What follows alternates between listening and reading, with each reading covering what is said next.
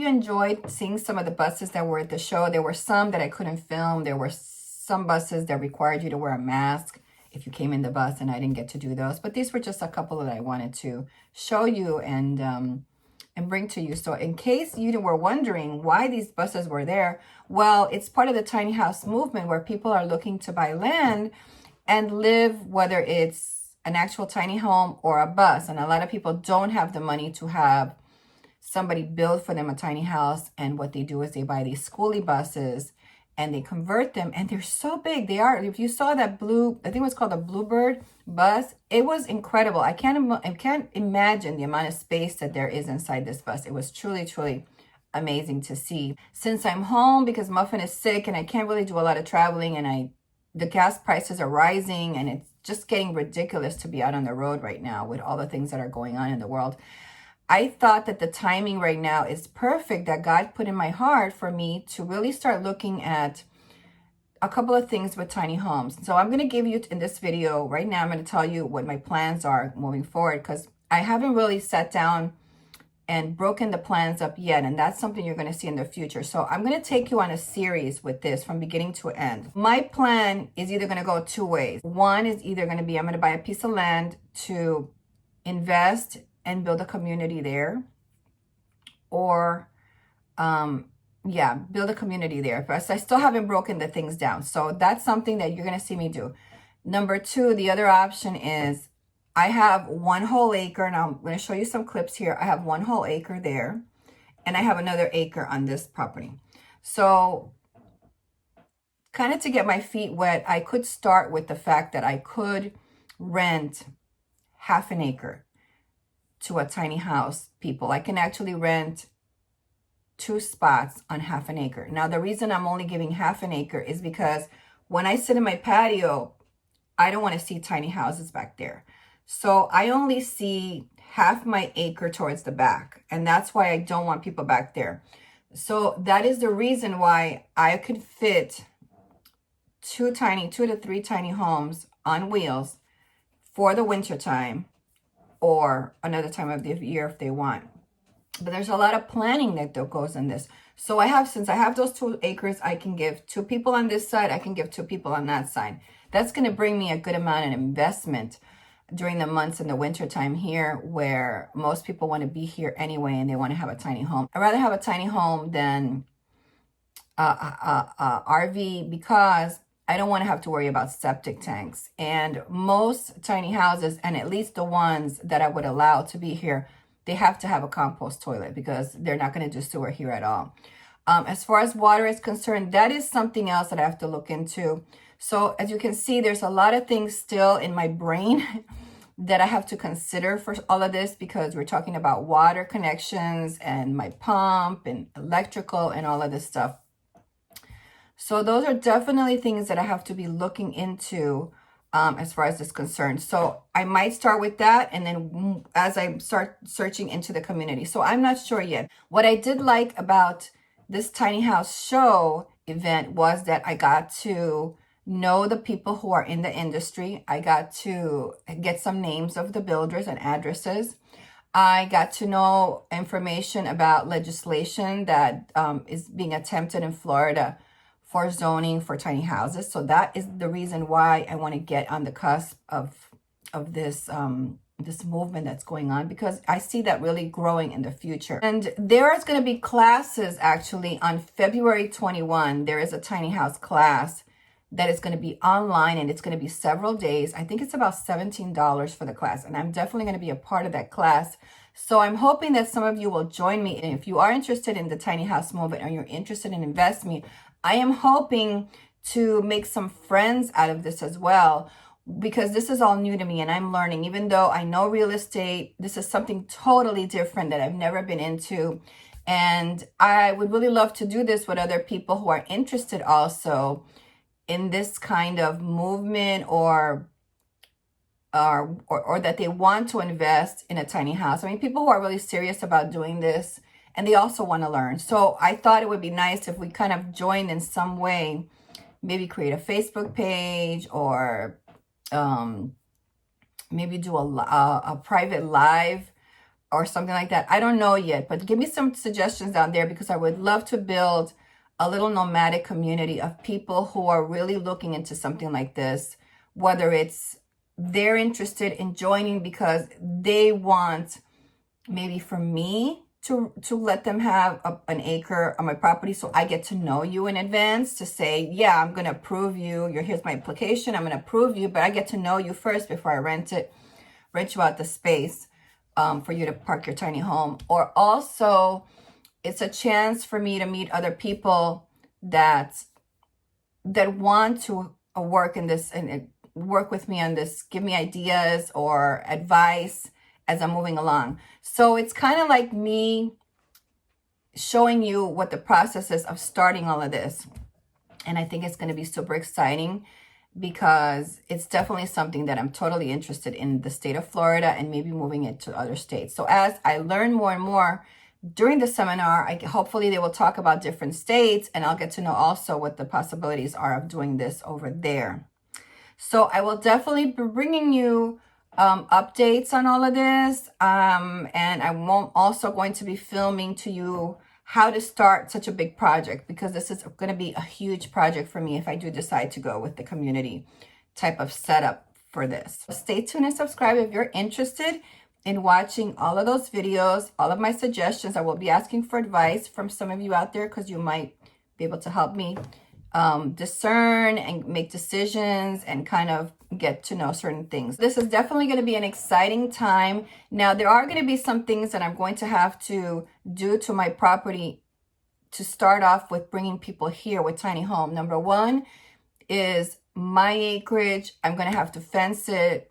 And that's fencing I can do myself, which is the T posts. I can do that. And to separate the acre between my house with the other ones, I'm going to show you a picture here. There's also another fence that I want to put in to cut off that half acre where they only have the half acre use. And then there's also my garden, which I also keep a garden. So having somebody also who likes growing vegetables in the wintertime here would be a big help for me, so that we can all eat from that. So somebody who's gardening and has the time to garden would be great. And I could probably give them a better price with the use of the land if that was a possibility. So now that I'm fencing all of that, there's only one entryway into my home, into my whole 3 acres, is by the main driveway. But because I'm going to close off that, I'm going to need a gate to get onto that property from my side. And I'm also going to need them to cut the fence for me and put a gate so they can get onto that, they can drive up into that area. So there's some expenses that I have to do. These are all things that I have to consider which way I want to go with this. And that really has to do with all the stuff that I'm going to learn through the seminar. So I'm going to link below the seminar, and I'm hoping that some of you will join me there. I'm not sure how it's going to be. So let me know if you're going to plan to enjoy the seminar. Maybe you can email me and let me know that you're going to be on there. I will be great if we're allowed to talk to each other before the seminar and kind of just say, hi, Lydia, I'm here, or whatever. So I'm really excited about this. I'm hoping to make some friends with some of you, or maybe some of you who know more about this tiny house already have investigated a lot of things about the tiny houses and bills and different things. Maybe you can come and give me some advice and leave your stuff, your information down in the comments. You can email me. You can go to my Facebook page and also comment there. So I'm really looking forward to community connection through all of this, because I don't know anything about tiny homes, only about the things that I've seen and the things that I've learned so far because of the seminar. And of course, the videos are online from YouTube, which are very nice, very beautiful. But as far as having people here actually living in a tiny house, no, I don't know anything about it. And I don't know if I would like it. So we'll see what happens. This is a big step for me. So I hope that you join this series and come and watch. Of course, I'm going to still be doing my Bible studies. I have a big month in March coming up, which I'm going to be planting my fruits and vegetables. I have a ton of outdoor projects coming up in February out here on the property, because it's been cold. The month of January was super cold, and I had people visiting me. I had one girl that came, and she stayed here in her car. So there was a couple of days that I couldn't do much here. And then I had another friend of mine who was driving through and he got stuck here because he was on his way north, and I let him stay in the Airstream. So the Airstream for me, and this other girl too, I also offered her the Airstream. The Airstream for me, like some of you know, was pretty much Christian's place, and he might be moving back in March. So I don't know what's going to happen, but my conversation with him was eventually what I'm going to end up doing is, because I took it off the market, and it's really convenient to have it as kind of like a tiny house, but it is a lot bigger than this. It's a lot of space in the carport, and my camper is always out, and when I wash it, it gets dirty right away. So I really want to get my tar camper back in the carport. So what my plans are in the future after March is to put it back on the market. And everybody's talked to Christian about this, and he agrees. He said, yeah, it's fine. So I'm going to end up probably selling the Airstream and getting a smaller 24 foot trailer for him, so that he can have a place for himself there when he comes back. And then all he needs to do is get himself a little truck, so he can pull it if he wants to take it with him or whatever. So that's going to be my plan. So that way, if I get something that's about 20 feet, I can still fit my camper under the carport, probably very close to the edge, so that I can still get, solar, it'll just fit both of them there, because my carport is 35 feet in length. So if I get 20 and I have 20, that's 40. So one of us is going to stick out a little bit. So that's okay if I stick out a little bit, because I can have the nose of my camper out, because my solar panel is there. So that's doesn't really matter to me if that part's in, but at least most of the camper will be covered inside. So that's an option that I'm thinking about. So there's a lot of exciting things coming up in the future on the channel. I've just been relaxing, reflecting, enjoying people visiting, and watching the things that are going on with Canada right now. It's really sad what's going on there. I do have a special friend that she is up there right now, and my heart goes out to her. I'm praying for her consistently because of this, and hopefully she'll be able to get out of there. That's what's going on here. I just wanted to give you a little update of everything. I hope you like the buses. Tell me down below which is your favorite. My favorite personally was the blue bus. I love that bus. It was amazing.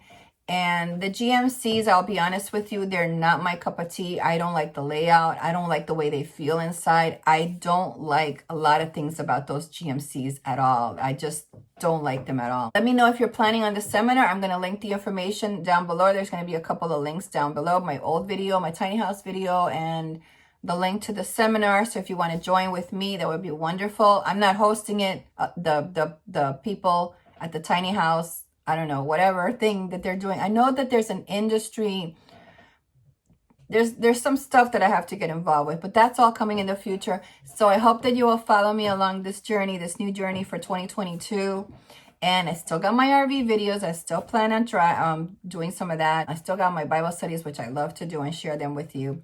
So I hope you will continue to follow me, as I have lots of things coming up in the future, and they're not just one genre. Thank you for watching. I hope you all have a lovely day. God bless, and I'll see you next time. Bye-bye. Hey, don't forget to give this video a thumbs up. Thanks for watching.